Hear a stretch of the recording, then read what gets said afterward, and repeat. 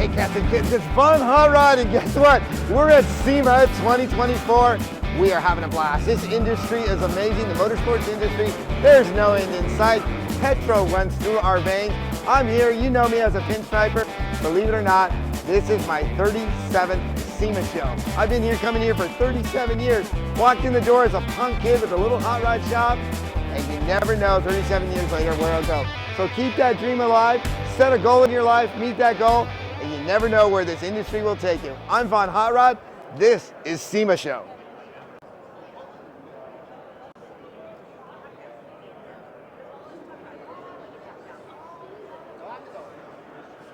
Okay, cats, we're back. So, what I do here at SEMA Show is pinstripe anything that gets in the way. If it moves, I'll tape it down. So right now we're gonna do a buyer's badge. So badges are really big here at SEMA. So pinstriping has been around, believe it or not, since the Egyptian times. They found pinstriping on chariots back in the day. And of course, everybody knows the Ford Motor Company, they were doing hand pinstriping on Ford Model Ts back in the day. The brushes are made out of squirrel hair. Yes, that's what you heard, squirrel hair. They're all handmade.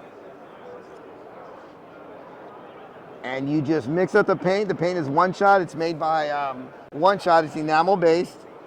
You dip it in the can and off you go. And there's no end in sight of what you can do with a pinstriping brush. It's a lot of fun.